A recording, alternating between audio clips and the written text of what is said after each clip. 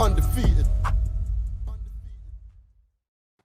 Yo, what's going on, people? Welcome to another episode of the Undefeated Podcast. The only podcast with two undefeated fighters, fam. Chatting it up. Listen, if this is your first time rocking with this podcast, welcome to the family. Welcome to the community. There's an apartment down there. This is the bar where we all hang out, get some drinks. It's all on us. That's right. That's right.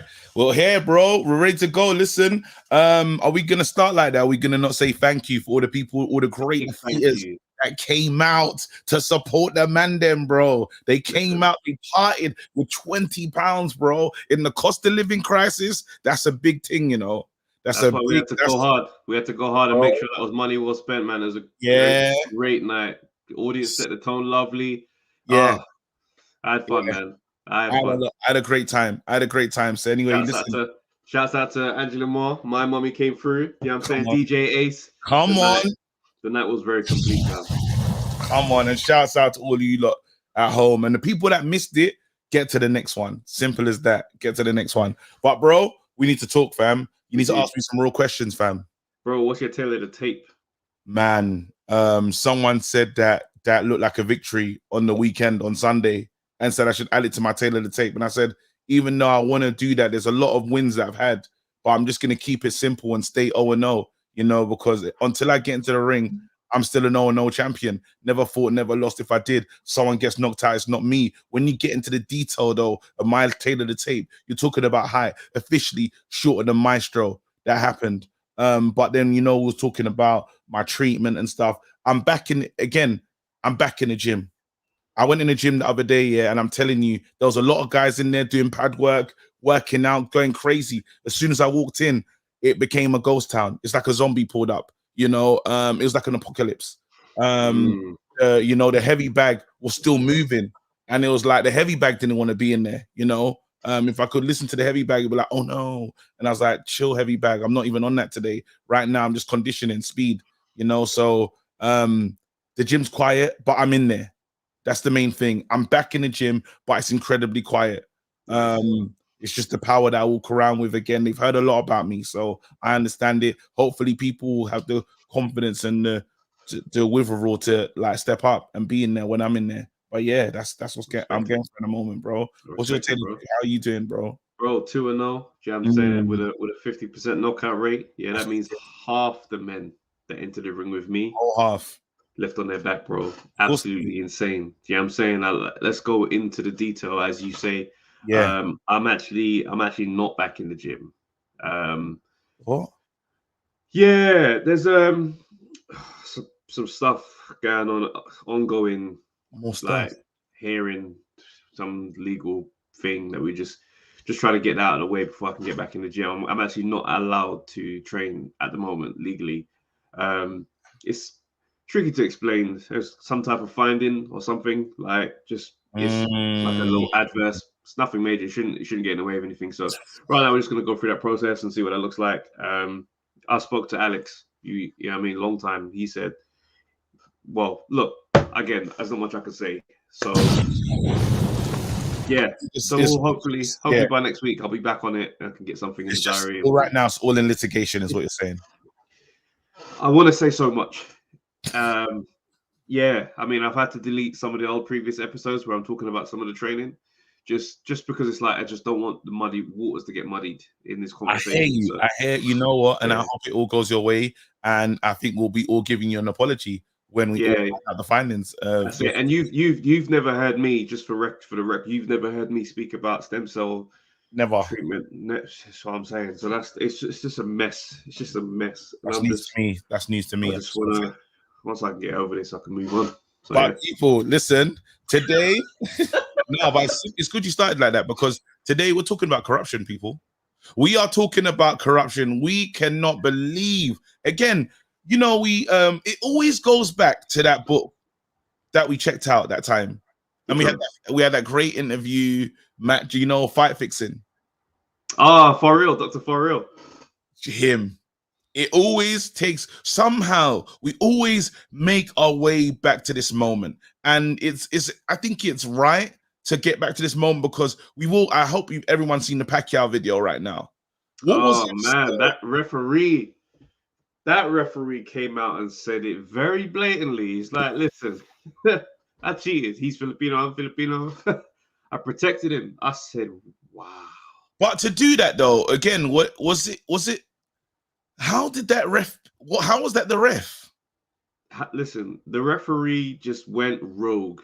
Pacquiao, and he said it straight. Pacquiao weren't Pacquiao like how you lot know him to be Pacquiao now. Pacquiao then, and there's a clip that someone's edited together where you got both videos of him chatting and the fight actually happening. That guy's putting hands on Pacquiao. So them men are going back and forth. Pacquiao's clearly wobbled, and this referee is giving man the slow count. He's penalizing the other guy. He's in the break. He's doing the step back. Like he's doing whatever he can to buy man time. Yeah. And then I think Pacquiao knocks him down towards the end of the round. Fight. Like, no, sorry, no. There's a cut. It's not a knockdown. There's a cut. He forces him to separate. Gets the doctor to come look at it. Looks at it. Doctor's a bit hesitant. It's over. I said, wow. This is one of those rare moments where you get to hear it from the horse's mouth. There's no speculation. Yeah. There's no, Dr. Fariel interview where we go, wow, boxing is crazy. No, he's saying, yeah, I did it. I had to do it. That dude was getting mashed up. It just goes, but then now, when you peel something back and you say, well, how dark is this thing in boxing? Because to what level does it go? A lot of people say, like, there was a bit of spoiling there was one fight. I don't know if it was in an AJ fight. There was some spoiling from the ref. Not saying that the fight is in on it. I'm saying there's spoiling from, like, what fight was it? Was it the Takam one when he just stopped messing up? Was it Takam or Parker? Parker, and it's like, what? He wouldn't let Parker work inside. It was just so confusing. It was like, bro, what are you doing? It was one of those ones when you're like, that ain't right. Now, I'm not saying Parker was better than AJ at all, right? But I'm saying you never allowed that fight to go. You never allowed that fight to happen. And then after, there's even more. Like, it wouldn't be Trav. It wouldn't be Travis without you pulling up. So even another fight, though, I have to say, Floyd Hatton. Oh, the referee did give Hatton a lot of stick on any kind of inside work. Yeah, I don't feel like that fight goes differently, but I also feel like he didn't let Hatton get to be himself. And sometimes them little moments. Some people argue again the Dillian Chisora too, absolutely. A lot of people argue Dillian Chisora. I'll go on the ledge for that fight there. Chisora was winning. If you don't throw him off with that point deduction, he goes on to win that fight. That's, in my view, a fact. Chisora was great in that. He was up there that night. It's mad. So again, this has been a part of boxing forever. We're not saying all those moments were official moments and the fighters were in on it, because when we spoke to Burrell, he told us, boom, sometimes the fighter won't even know what's going on. The fighter won't know. Yeah. The fighter won't even know what going on. There's other things at play outside of it, and who's the easiest ones to get to? You want the judges. If you can get the ref, even better. But it just goes to show, like, this thing, like, there's just corruption. There is no cleaning up boxing. We have, the thing is, as fans of boxing, we just accept it because we know that it is too much upheaval. Yeah, it's upheaval. Drain the swamp, as they say. Draining the swamp is like you can't. It's too murky, bro. The waters are way too murky. Because let's go into it now. There's as we move into this week, this is fight week. This is a big fight week, and we mentioned all these fights, but we're leaving now. You've got some information, and you've always felt this way. I'm unsure. We're gonna give it to the viewers to look at. We're gonna run 2 videos, different for us. We don't really do this. We don't really play other videos on the channel. But right now is key for this pod, for you guys to see, and for the people that listen to this pod audio, as an audio experience. It's looking at the Fury fight, and you have to go back and check it out as well. Maybe watch this video. It's the count. Let's have a conversation on it. Let's go. Run the video. Let's do it. Let's watch them back to back, and we're gonna react honestly about what we're seeing. This is the first one. This is the first knockdown. Deontay Wilder over Tyson Fury in the very first fight in the 12th round.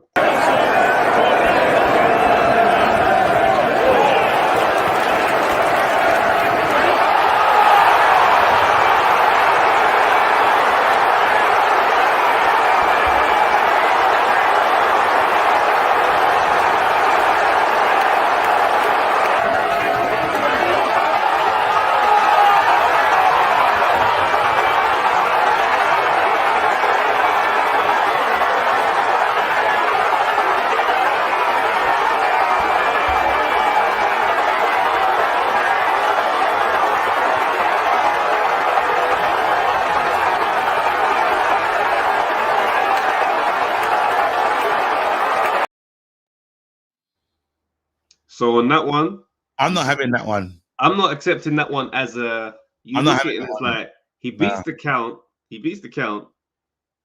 It's razor sharp. I think he technically beats that count, but it's the thing of like most referees ain't allowing anybody to get up at 9.5. but that's not. Again, it's within. He got up and he beat the count, and then it when is is what it the is. count supposed to start though? What's the rules? Is it from when the ref decides to start the count, or as soon as I hit the canvas? Well, as soon as you hit the canvas, it's supposed to count. I mean, the thing is, like, I believe the rule book says it's on the ref's count, but that leaves the door wide open for the Pacquiao ref situation where man can be on some one Mississippi, Mississippi, Mississippi, two Mississippi. Bro, it's usually one Mississippi. You mentioned Mississippi. It's what I'm saying. But let's go to the second video as well, right? This one's a little bit longer, but let's just check this one out and then we'll come back. Watch this, people. Watch this. And listen to Andre Ward right after this knockdown.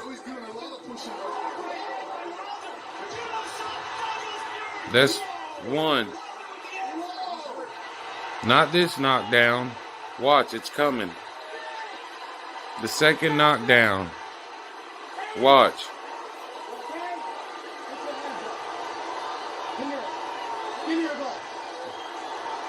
Watch.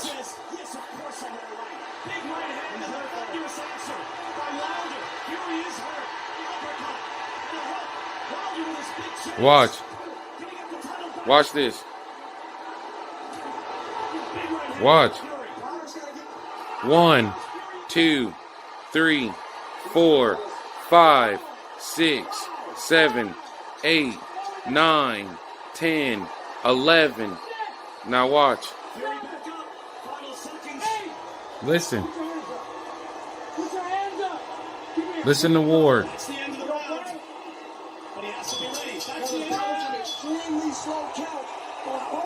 That was an extremely slow count. When Andre Ward went off. Extremely slow count.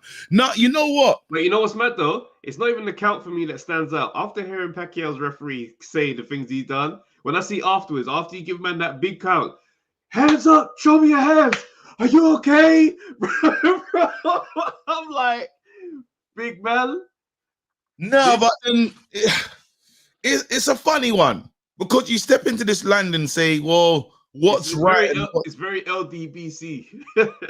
No, yeah, it's very Maestro's very LDBC. The screen right now, really angry. But I don't. Again, on a serious note, I don't know. Like, it's one of those things where you want to just look at boxing for the love of it and say, none of this stuff happens. But you know it's there, and I think it's. You know what? I'd rather that guy, the referee, not say anything. Yeah, that's in a perfect world, because now you're looking at everything again. As soon as that, like, let's say when Connor's team pop dirty, whatever, however that's going on, and we're waiting to see, you're looking at every decision in that camp and saying, hey, what's going on? As soon as the referee says what he said, you're looking at every boxing match and saying, hey, what's going on here? 100%. Where you never listen, bro. I've never thought, is the referee moving mad? I've never really remember that referee. I don't know. I can't remember the guy's name, but who was it that was fighting and he would not stop the fight? This guy. People were like, "Yo, this guy must have money on it." He threw the towel out. Out. Come on, you trust me. You got it in you. He's like, what? Yeah. So it kind of goes to show again. Wow, that situation was mad. We just kind of glossed over it like it was a nothing. Throwing the towel out. Threw the towel out. My team and family were over there. They want this thing over. You're saying, nah, you got more in you. Who's to say you ain't bet on this thing? Who's to say you ain't been told what to do on this thing? Again, it's like these things, even though like the other day when you was obviously when we were doing the comedy and this, that, and the other, you're talking about the people being involved in boxing or just certain groups still involved. They haven't gone anywhere. They're still here, highly operational. And it's in boxing, it feels like there's no difference. Like it's no difference, bro. It is sad. There is a sadness. I wish that guy just kept it to himself because, again, I can't say because I honestly believe, even in that Fury one, I think because it's supposed to be the referee's count, but there has to be a style of count that the referee's getting to. But if a referee can say, "What's that thing?" It's my count. It's the referee's count, not actual seconds. Yeah, like, we're stepping into stupid territory now. Yeah, but then imagine then if it was the proper count, Wilder would be champion, man. That's crazy. Imagine a world where nah, it's impossible. The only way you defend against that point on whether or not that's true is that the correct count maybe makes Fury get up faster. That's true. What I'm saying because he's playing. Like he knew what was going on, and he takes the time. In both of those counts, he's playing to the referee's rhythm. So if he's going 7, 8, not like, then you might see him get out faster. So yes, I think that benefit of the doubt there. But at the same time, I'm like, yo, these referees, it's got to get standardized. Like we can't keep playing this interpretation of seconds thing. Because otherwise, suppose the world don't know me and you are brethren and you're fighting and I'm the ref. You go down and I'm like, all right, 1 shot, 2, you okay? 3. I'm coming still. Give me a second, big man. 4. Oh, hey, you guys come on, Cave. Come on, bro. 6. How's electricity in 1 second? I'll be. Don't worry. How long have I got? The game gets quick, and then afterwards, like you get back on your feet, you get pieced up, and just break the fight for no reason. Go over to my man and be like, "Mind your head. Donnie's losing his mind." What? But I'm like, calm yourself. I'll take a point. Don't, bro. I'm doing the most. The first yellow card ever in boxing. Can you imagine? So what's that for? But this is what I'm saying. Like, we don't know the relationships outside of the sport. Like, if the game can't be standardized to the point where, regardless of how you feel about him, I can tell whether or not you're doing a good or bad job. Yeah, and just to move things on as well, we heard Eubank had a nice little presser. I'm looking forward to that. Can I just say this? Yeah, I'm looking once again. You've made me a Eubank fan. Glad people are seeing the things. Eubank fan. You have made me a Eubank fan. Eubank pulled up, in the KFC jacket. In the KFC jacket. He came in the. Usually we've seen crazy jackets from him with mad collars. He said, "Nah, Mister, was it 50 or 60%? Because they were messing it up the other day." He said he don't need 60 for him, just 50. I said, okay, 50%, baby. Listen. Like Eubank Jr. is emerging to be the guy that I've always known was in there. Yeah, let that man grab a world title. No, but we have to see him. Now because he's got the crowd. He has got the crowd, but now you got to win this fight convincingly. I think he's gonna beat Smith. I think the size in this one now, because Liam Smith is a 154 man, isn't it? So I look at it and I'm like, I don't think you're going to be able to manage Eubank. You got to remember, like, I understand that Liam Williams is a world operator, but I feel like there's some styles where, like, Eubank Jr. on the UK scene, he mashes work. Do you know what I'm saying? It's only Billy Joe that's been like, nah, you handled, man. But then even then, it's like, I don't know what that looks like today. That in that fight, Billy Joe's a bit washed. So I'm just like, he mashes work on the domestic scene. So I don't know, man. I don't know. We'll see. I don't know, because even that's it. The last 2 fights that we saw from Smith, the Vargas one and the Hassan, I remember. Listen, the guys, Yeah, he knocks him down He- twice in the fourth round in his last, what do you call it? There we go. So the guy is, I feel like there's been a shift. I feel like there's been a shift, and for some strange reason, he's on it.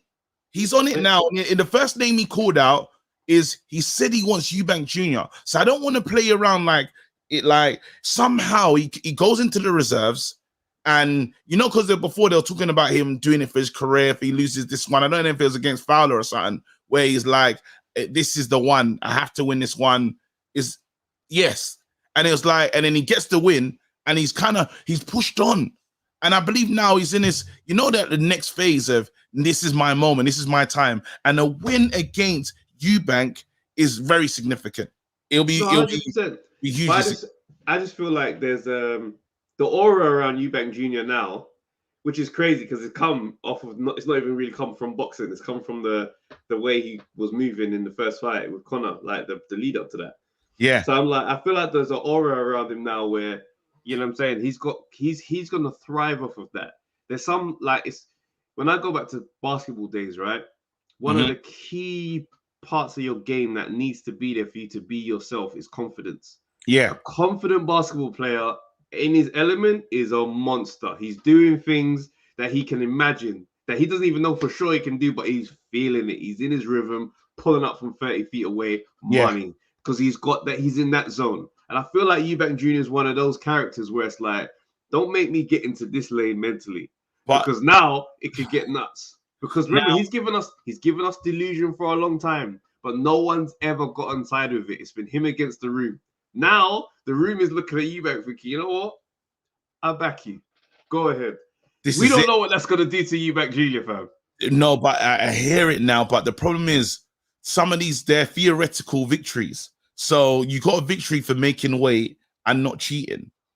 You don't get. Remember, he says I could have finished him. I could have. So the only thing that we're gonna know now is on the night, is he gonna step up? Is he gonna do what he needs to do in this battle? Because you're gonna get pushed, you're gonna get tested. It's not gonna be a joke thing, right? Yeah, Liam Smith is gonna put it on you, and he wants to beat you. Like, you have to remember, like, I felt like he was getting a bit heated in the press. He was. Liam Smith ain't no soft touch. Make no mistake about it. Liam Smith is no soft touch. Like, when he gets cracking, he ain't folding. I think we even met him. We saw him at the AJ fight. Yeah, and he was like, dope guy. But then even when he was there, he was talking about his mindset going into his next fight and stuff. And I don't know. I just in the chair when you're listening to him talk, you're like, it's serious thing. Focus, you know, he's not one of those, like, this will be a nice challenge. I think this is a great challenge for Eubank in terms of getting someone that is a decent mover in the ring. And he's been in there with Canelo. Yes. He ain't been floating around. Like, even though I say domestic, please don't think I mean domestic level. I just mean domestic because they're both from the UK. This guy's been operating. The only thing against it, why I believe Eubank wins, is the size. I know he's not a natural 160 pounder. So it's that thing of, like, you know, it's still burning on both ends with regards to the potential of you winning this fight. Because on one hand, you've been up there at the world level. On the other hand, it was at a different weight class. So I don't know how gelled into this weight or how comfortable he is at the weight. I don't know. I just feel like Eubank, the timing is. I just think, I really hope, again, because all the dominoes have fallen in Eubank's favor. For a change from the last one. For a change. And now it's like, you know, when you talk about that person that he's got a great reputation, it's like primary school. The guy that had secondary school. The guy that has a great reputation for fighting, but you've never seen him fight. Then he finally fights. He fought once in year 8, and that's it. The reputation carried all the way through school. Carried over, and it's like, but wait a minute though, like, you know what I mean? And it's like, bro, oh my days. I'll never forget one time this brother, there was one dude, I forget his name, but he was a moist guy, like nobody really rated him. And then one day he got into a beef with this other brother. I think his name was Jason. I can't remember. Either way, this guy Jason was just picking on this brother, like, just really like a routine banter thing. Yeah. This guy turned around and said, you know what? Dash these back down. That's bad. Dash these back down, bro. and went to war and knocked him out right there in the hallway. Bro, I remember thinking, oh my, like, he just stuck it on, man. And then everyone, all of a sudden, you know what the conversation was? True, say, I ain't seen men fight since year 6 still. Like, I know he's about it, but, bro, he was brethren with another guy who was, like, certified. So he was always been like, nah, trust me, my man is serious from school. Bro, it happens in so many different art forms, bro. In rap, they're like, yeah, you don't want to battle that guy, then he doesn't win the battle. And you're like, what? You are like, oh, but in 8 Mile, he beat Papa Duck. In 8 Mile, he beat Papa Duck. So, bro, listen, this is what I'm saying. Sometimes so like reputations, the boogeyman thing.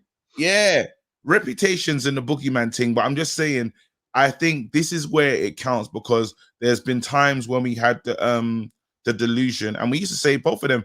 Even Conor Ben, there was some delusion in him going into that fight as well. But he said these are probably the 2 most delusional guys in the game. And yeah, we're not talking about Eubanks delusion, because he's kind of rebranded. We feel bad for him, and he worked hard and done this, but he has to go into this fight and win. And then then now it says, 1, you have all the fans on side, everyone is here for you, and we're believing in this now. The journey is up to you. Where this train stops is on your count. It's you decide where we go with this. Do you think he could get the Canelo fight if he beats Liam Smith? Sounds crazy, but let's look at it like this. Canelo is going to come back around whenever, May or whatever, yeah? He's going to need a comeback fight, right? And because Bivol is the journey, yeah? Bivol is the guy in September. So you come back, Eubank Jr. now has a name after beating Smith, right? Saying he wins. I think it's an all-out war with Triple G. I think I think he goes straight to Triple G, and it makes sense. Calais has to make that one happen. Because I tell you another fight that's out there, which I think could be really good for him. Janibek. He's moved up, innit? Janibek is the champ at 160. Oh, it's fantastic. And I think Janibek is a good fight for him. He beat Janibek. He beat him. I don't know. It'd be a fight that I have to see, because I don't know, man. I don't know. Because what I'm not gonna do is be like, yeah, Denzel managed to do that, so Chris would do that. No, that's not that at all. Denzel stepped his game up. Denzel is like, anything you know from Denzel from before that is erased. The Felix Cash thing is erased. Now it's like Denzel Eubank Jr. That's a hell of a fight as well. So that's why I'm like, Denzel, Eubank and Janibek. I'd like to see him get a crack at it. I like it. I like what you're saying, but Eubank's not gonna look on Denzel like a name like that. He won't.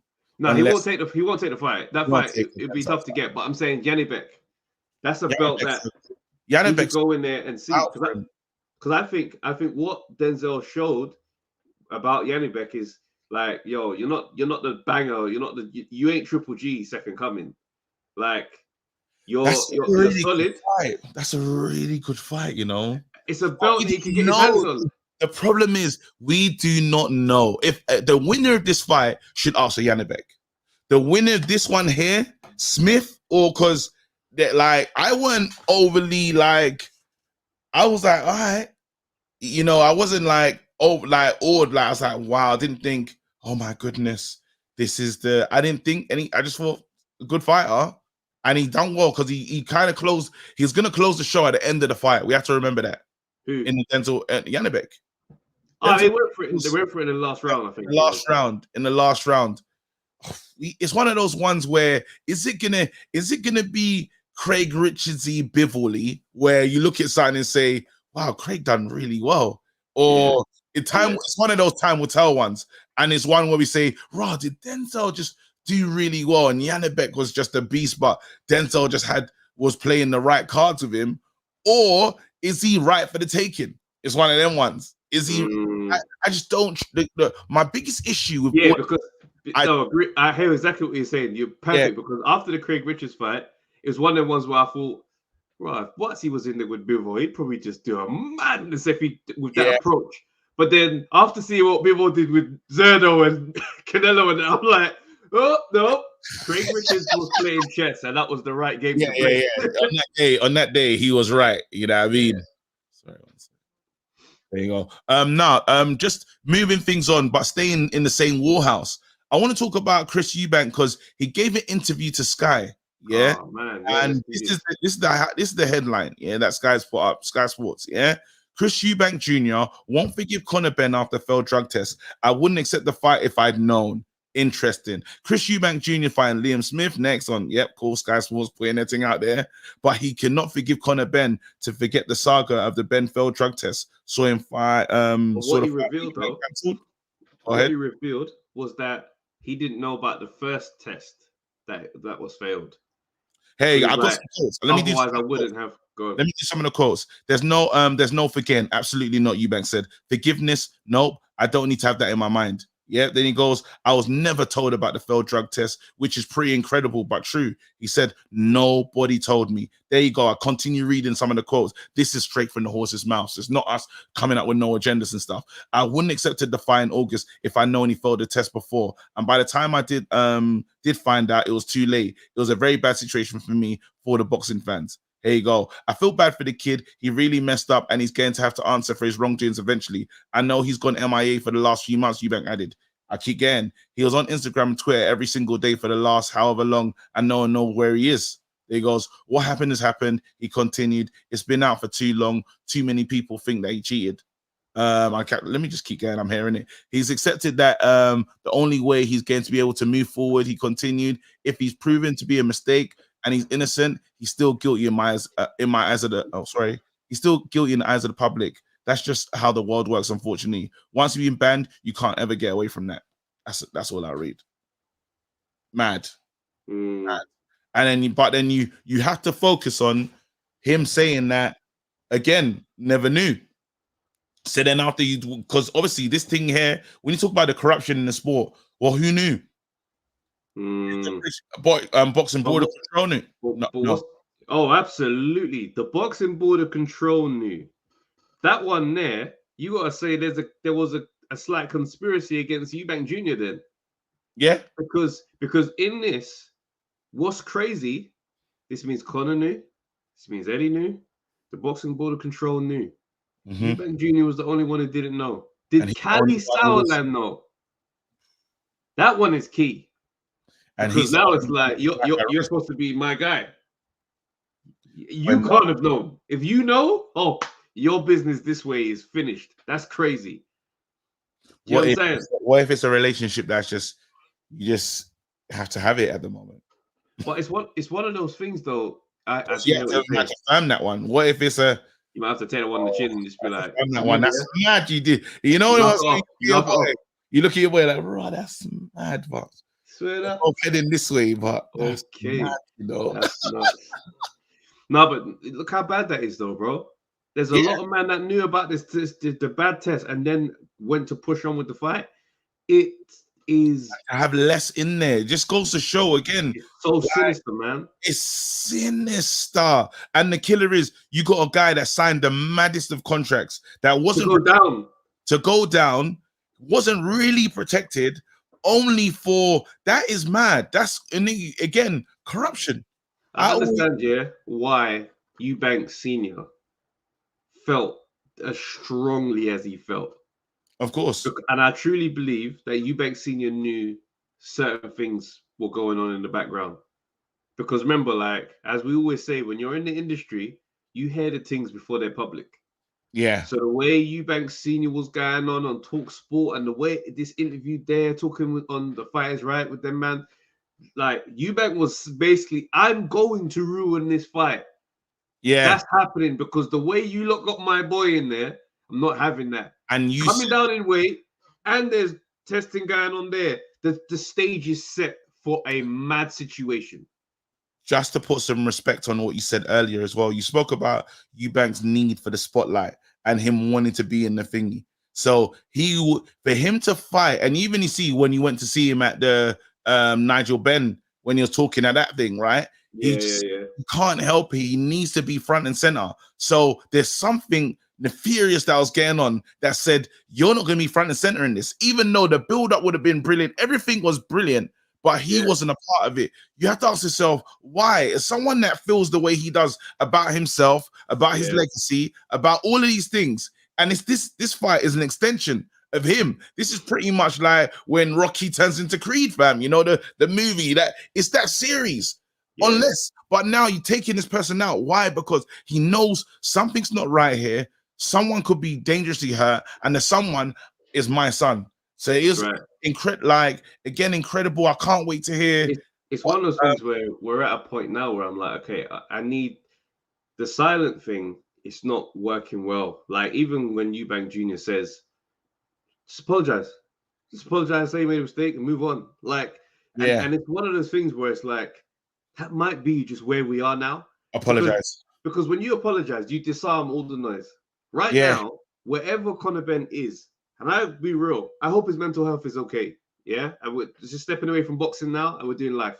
I just hope that he's still a young guy. Do you see what I'm saying? I know at 25, 26, in those ages there, yo, you ain't got the same wisdom. You know what I mean?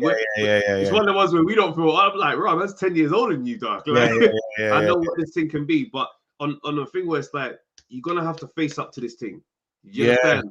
If it's a mistake you've made and is what it is, or what, it's got to, the silence thing is damaging you, and it's damaging the whole reputation going forward. There's still more boxing left to have. And you can get away with it. You can get away, bro. I'm telling you, Big Baby Miller's back on the scene and he's tweeting. Tyson Fury's back as world champ. Big Baby Miller is tweeting. No, but I have to use Big Baby Miller because his thing has been like, there's levels. You know, like the Liver King? Big Baby Miller could be in the same group chat, fam. That like that man there can say, boom. What I mean is the elaborate statements people make about boxing. He should be banned for life. No one means any of that stuff. Tyson Fury doesn't even get pressed. He doesn't even get this stuff mentioned anymore. Like, you just got to get past the difficult bit. Go through the difficult door and take what comes. Because right now, this looks bad and it's looking worse. With this revelation now, Eddie and Conor do not look, this is bad. But watch this. Go on. Sorry. I told you before. Remember I talked about it. I'm a celebrity rebrand. Yeah. Remember I said he needs to go in the jungle. Bro. Go in the jungle. Matt Hancock, after what Matt Hancock pulled off, come on. Go in there. Go in the jungle. Dude, cry. Jungle, cry. You gotta have the right castmates, though. You gotta have the right people that are gonna write some good questions. You need that. But then go in the jungle, cry your eyes out, and then because Matt Hancock's getting on SAS Who Dares Wins as well. He's doing the full. Yeah. He's gonna get paid 40 bags for that as well. He's getting on that show. I hate the fact he's been able to rebrand his thing. You know, it's incredible. But anyway, it's an incredible rebrand. But what my guy needs to do, he needs to do first. Amir Khan did it. Eubank Senior did it. I think did David Haye go in there? I swear David Haye was. I feel like he did. Did David Haye go? Did David Haye do the rebrand? I'm sure he was in there. He was rebranding for fam. David Haye. I don't think he was on the rebrand thing though. He's been on a savage thing for a long time. He's like, listen, is what it is. Yeah, hold on, wait, I'm a celebrity. David Haye, I swear, I saw him in there with the hat. Yeah, the dangling hat. Yeah, he was in there. He's in there with the bucket hat, fam. That's what I'm saying. Yeah, man, sometimes man gotta go in there. Go in there, rebrand the thing, fam. Man, them go in there and they come out a new person. That's it. And that's what I need my guy to do. Conor, if you're listening, anyone close to Conor's team, get that kid in the jungle. Even if it was radio silence. Or go the Amir Khan route, right? And just do a documentary. A 4-part series. Nah, it won't work. The Benz. No, the British public have to put you through it. They have to see you do a couple Bush Tucker trials because there's not going to be enough contrition in a documentary. You know what I mean? True. Jimmy, you see how I live. You know, him in a documentary doing post-fight interviews. Him in a documentary giving it up. Look at my gym. My gym's right next to my bed. Every day I wake up, I get straight in. Could you imagine? Crushing it when I sleep, crushing it when I wake up. I'm sleeping weighted pajamas. It's all constant resistance. And it's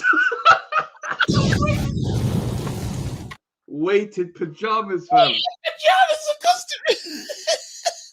I'm sleeping. I got my little one sleeping in weighted pajamas as well. So whenever I pick him up, it's a couple extra reps. That'd be. What do you mean? I got the weighted fitted. Nah, I got the weighted fitted. The heavy spandex. Oh, bro. I ain't gonna lie, it still irritates me that this happened, man. It irritates me that this happened, bro. Oh, that'd be irritating. But let's be real. Right is right, wrong is wrong, and we love Connor on this pod. Yeah, you know what I'm saying, but it's one of the ones we just want to see whatever get in the jungle, right, to come out. Yeah, 100%. But we need this thing to come out so you can move. You got to move past it. You're gonna have to be able to go through. You got to go through the difficult door. If it's a thing where it's like someone's done wrong and there's proof beyond reasonable doubt, and it's not a thing where it looks crazy, then let us know what's happening.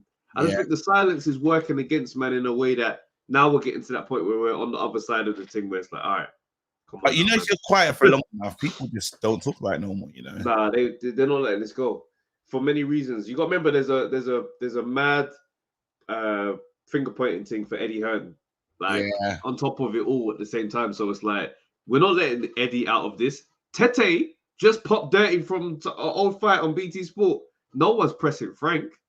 Yeah. So if we're gonna be consistent, we'll understand that this is about Eddie more than it probably is about Connor. You know what's so sick, bro? I'm watching Fury just the face off. I'm looking at that Tyson Fury versus Derek Chisora right now, bro. And that's what I'm saying. Frank Warren's got other fish to fry. Fury looks honed in on Chisora. He's ready for it. Fury's been really disappointed with the public outcry, the public being angry at the fact that this fight's happening.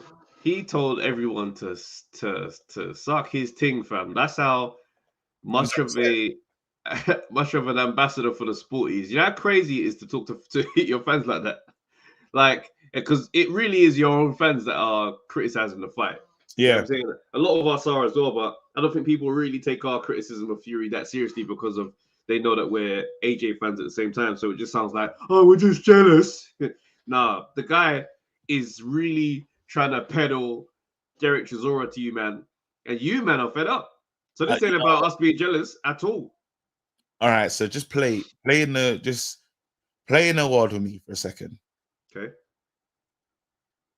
It's Sunday evening. I mean, Saturday evening. Right. Yeah. Derek Chisora has just been crowned as the new champion of the world.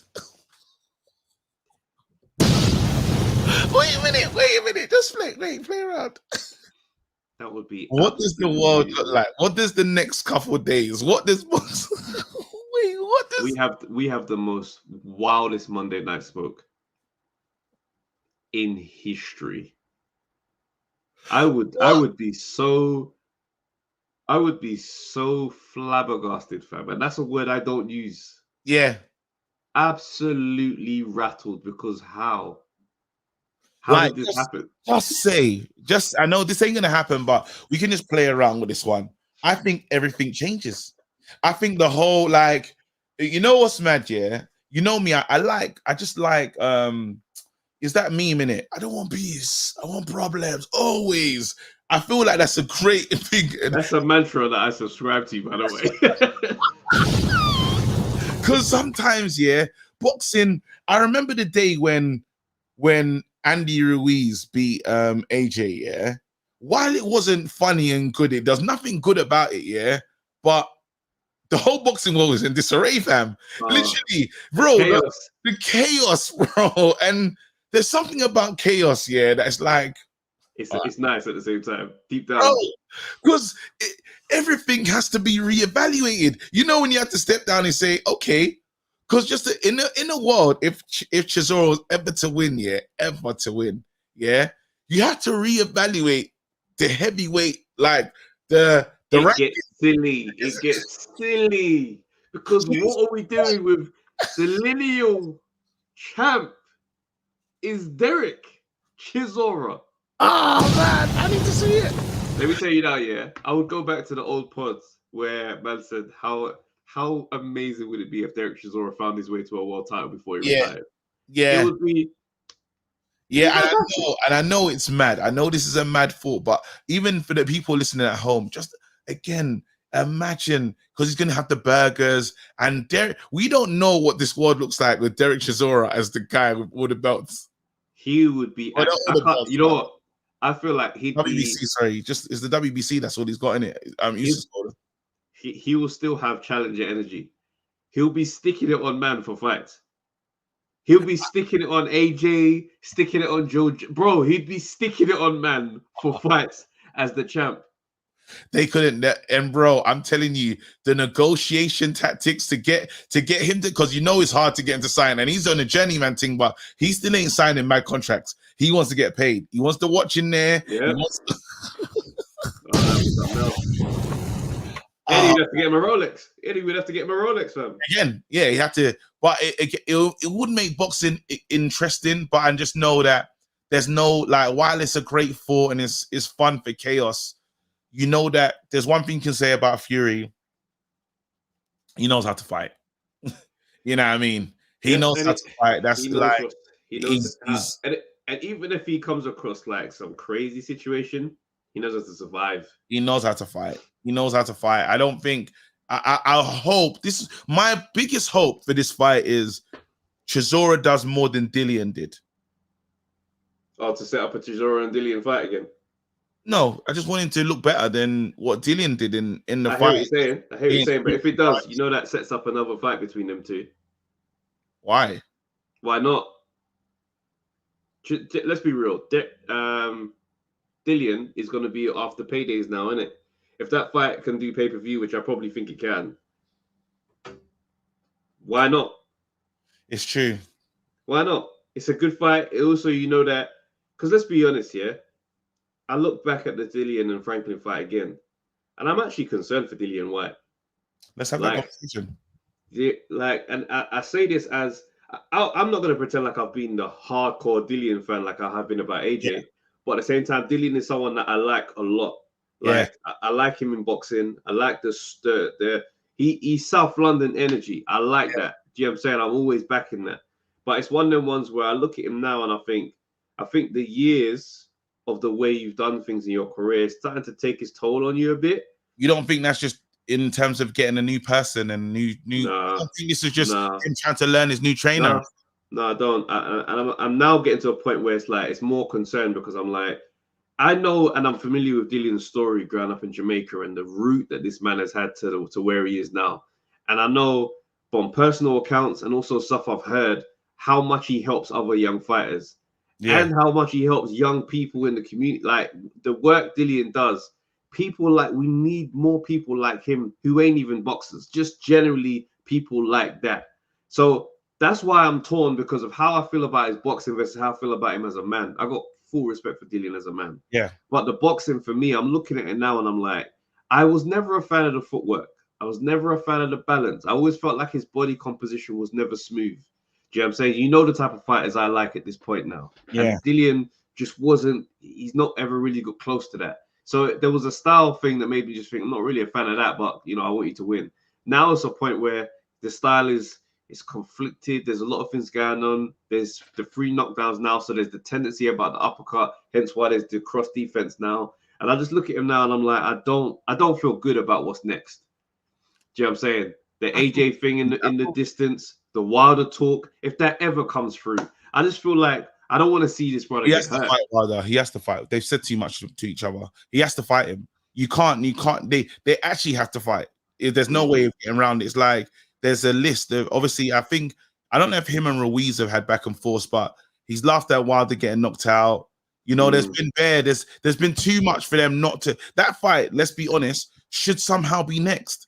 If we're being fair, that fight should be because of how much has been said on both sides. We can't avoid this one. No one gets to retire and not have this fight. Now, I like this again. I'm hearing AJ's there and they keep saying the AJ fight next. It's concerning for me as a Dillian. I'm a Dillian fan. Not even know what you call it. I'm actually a Dillian fan. I believe Dillian could beat Wilder when he had the. I just thought Dillian had someone's number, right? And it's not gone the way I expected it to.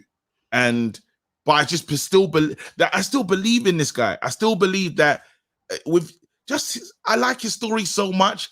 Again, it's like how you say about Eubank. I'd love to see Dillian as holding the championship. I'd love to see him just hold that and just be that guy. I want to see it. You know what I mean? I think I deserve. You know what I'm saying? It's not. That's I've supported hard enough for long enough. I said I deserve this. No, but then, and that's why I'm ever so like I get passionate about just picking the right situations for this guy. Because why people say that Dubois smokes him? I don't believe Dubois smokes him. I don't believe that at all. I don't think those guys are on his level just yet. I feel they're still below. I need to see one more Dubois performance, but Dubois is a problem for him still it's now. Nah. I think again, the name, bro. We're doing victims of the moment energy. No. Franklin had some moments where I felt like he hurt him. I might be wrong about that. Yeah, and I know Franklin don't hit like Dubois. But Franklin has quick hands, you know. He does.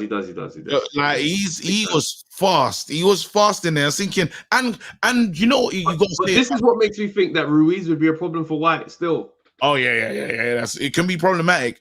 Definitely, that's the right type of problem. But when again, Parker's meant to have quick hands, and Dillian done well against. Oh yeah. More than in this boxing thing, it's actually it's more than quick hands. It's how calm and relaxed you are when you're getting hit as well. And something about Franklin just said he just seemed one level the whole time. Yeah, the demeanor was just like one level, and it's like you actually have to. It's like, yo, he's still there. And for Americans that have come over here.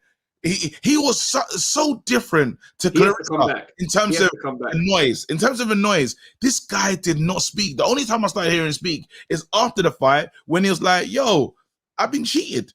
That's the first time we heard him. I just find it nuts. He just came over. He's so quiet, so chilled, put in a good shift for 12 rounds, but then talks like he's about to cry. You hear his voices? I thought I got the decision. I thought I was wrong. I got the wrong decision. I'm like, wait, what? Not after that 12 rounds of that. You sound like that?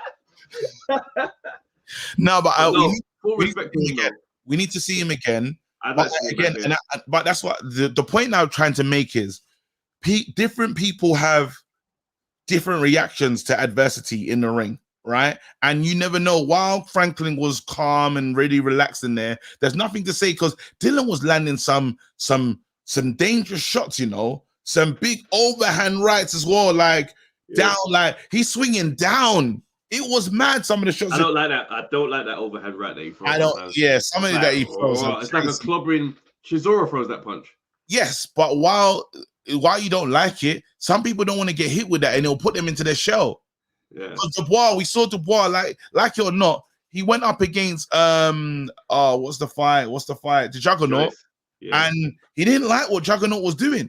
And it changed him. It changed him. I've seen Dubois fight really differently on the front foot, and then I've seen him under adversity. So you can't just quickly say just because you got that one piece of skill that you're going to be able to deal with this just yet. I don't believe it. Nah, I feel you. I don't believe it. And even like we watched that because there's these new little heavyweights coming through. Ward, Wardley. And he showed grit, and that's the thing we're talking about. You know that when they say he's got a dog in him, yeah? He got a dog in him. He got that dog in him. He said, "You cut my nose." All right, don't wait there. I'm coming back. It was phenomenal. I couldn't believe it. Yeah, so I wouldn't mind seeing a Wardley versus Dubois. I wouldn't mind seeing that. I don't think that's. Can I just say, yeah, I like Gorman, innit? Gorman is one of those fighters. I'm always gonna watch when he fights. I don't know what it is. It's not like I think he's world class or anything like that. But he's just got that thing where I'm like, you're better than anybody's going up against you is gonna think you are. He asked so many questions of you. Like when he started the box, I was like, you're so relaxed. You're gonna if Wardley's not on his game, he's going to piece him up. And he was. And the minute he opened him up, he opened that dog in him. I said, yo. But didn't Gorman get beat up by Daniel Dubois? Yeah. So that's the next step. That's the next step for them too. I know Daniel Dubois. Yeah, Daniel Dubois mash him up because he's talking that talk about, you know, traveler's pride. I don't know if he's related. Gorman's related he's related to Fury. He is. Yeah, something like that. There was some. Yeah. Yeah, I'm trying to Right. look on the box rec to see if him and Daniel Dubois did have that fight, because Very technical. They did have the fight, bro. I'm telling you, I saw it. there you He go. knocked him out. I remember, yeah. Mashed him up. Knocked him out, bro. Mashed him up. So Gorman took a step backwards, man. I like the meaty guys that are on the way up, and you just want to see the meaty guys. the meaty heavyweights. No, because they're in the meaty part of their career. They're not. They haven't arrived yet. There's a bear of them. There's bear of them. It's like, hopefully. Hey, Jared Anderson, when that dude gets here, clear the way. There's gonna be a lot of things going on still. That guy's a problem. This is what I'm saying. There's just these. He called out Dillian White as well. He said, "Bring this guy to me." I'm like, no, we're gonna say no. We're gonna decline. You don't like that fight for him? I don't like that fight for him. I like that fight for him. It does what it needs to do. It just tells the man them. If I'm Dillian's advisor, yeah, we're not doing that. But I should fight AJ. We don't need to. Yeah, because at least whatever happens, you're getting paid M's. You're gonna go fight him for what, 200 bags, and be in an absolute mayhem situation. That guy really does, bro. When that guy comes over here, we're gonna see the earth move. The guy's a problem. Because he might not fully arrived, and what if he might arrive in there with you from the 6th round onwards, and now you got a problem. Now, as a champion, if I got a champion mindset, I'm telling myself, nah, he might not be fully there, and this could be the best time to fight him. So I'm gonna get in line, and I'm gonna put this guy. I'm gonna just knock him down a few pegs and just maintain my space. I think that's a good fight. I like it for him, actually. I think you do this. You get the exact same outcome by avoiding the fight. At some point, he's gonna knock on my door. Well, when that day comes, let that come. But before then, get your payday, bro. Because this is why when I say about Dillian, I'm like, okay, now I know I'm just caring about his career and how to guide it for the rest of the way. Yeah. The AJ fight, don't take too much away from you if you lose it. You go in there, you get bank in there with AJ. From there, then you can start to do the stuff that you think, do you know what I'm saying? If there's more in you, do you know what I'm saying? See where you go after that. I don't know that a loss to Dillian White is kind of it's hard to recover from that. Because then you're basically accepted. I am not 3rd or 4th or 5th place like how I think I am in this boxing thing. Whereas if I lose to AJ again, well, okay, cool. I'm a rank outsider, the top 2, 3, and 4, but I still beat these, man. Yeah. Whereas if a Dubois beats you after Joyce beat him, then you're going down a few more spots. Oh, man. Yeah. All right. I'm looking at the current heavyweight list, and even in the UK, yeah. There you go. Tyson Fury, Anthony Joshua, Joe Joyce, Dillian White, number 4, Derek Chisora, Daniel Dubois, Hughie Fury, Fabio Wardley, Gorman, Allen. The car is the Fraser. These are the men. These are the men. I'm just waiting for their chance, bruv. Yeah. Yeah. This is the UK, by the way. Yeah. It's mad. Hey, my guy ain't on there, bro. The Rumford. What's going on? Fisher. Yeah, bruv. He'll be there soon. There he is, Johnny. He'll be in the top 10 soon. Yeah. Sugar. That's what I'm saying. Is the meaty man them, yeah. Like, there's some good fights in there. Who's the next star once these 3 go? Who's the next star? Early prediction. I feel like Jared Anderson might be the one to take it back at that side, you know. You think it's going back to the US? I think it might swing back that way. I don't know. I mean, Joe Joyce might surprise everybody. Joe Joyce against Jared. It's gonna take Jared. He's gonna have to really. If Joe Joyce can maintain this year, yeah, we're gonna have a whole new Joe Joyce era. We're gonna have a Joe Joyce era. We have to. We're walking up to everybody's power, bro. We're walking into the. We have to remember what Joe Joyce did in his last one against Parker. That Parker fight was a mad statement, you know.